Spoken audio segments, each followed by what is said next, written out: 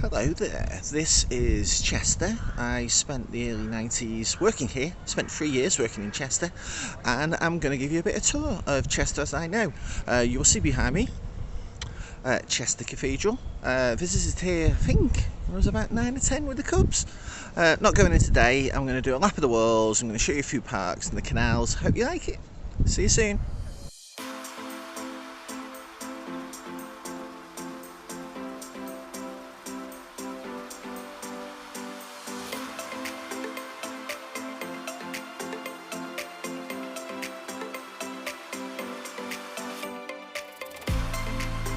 Right, this is the first part of Chester Walls. You can see the cathedral there in the background, and it goes all the way around there to St James's Tower, which is behind those trees, down this wall here, and then there's the canal over the bank. These are Roman in origin but have been repaired and reconstructed that many times, notably in the 17th century. You can see just from there that this isn't 2,000 years old, but very nice part of the world, and this is the first section.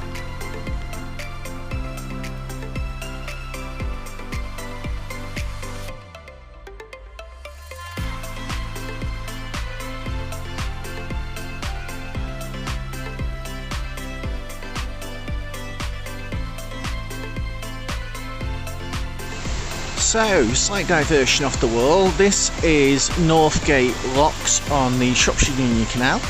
You can see what 1960s road builders do when they come up against Roman obstacles.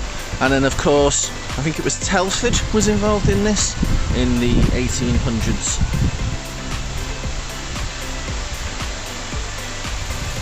Multiple staircase of locks going down to a basin down below and Telford's warehouse in the distance. And the railway line, more of which in a minute. As mentioned earlier, progress stops nothing. I'm standing on a Roman wall. You can see underneath me is the railway line built in the 1870s. We've got Telford's warehouse over there and the basin of the Shropshire Union.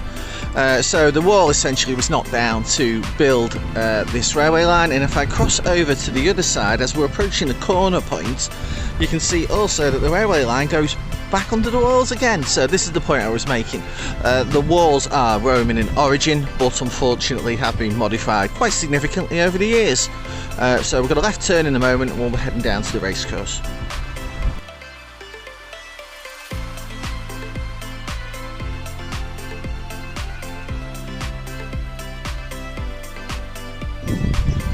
Welcome to Chester Racecourse, otherwise known as the Rue D, which generally speaking is a public space. All that space over there is public, and as you can see people have got access to it.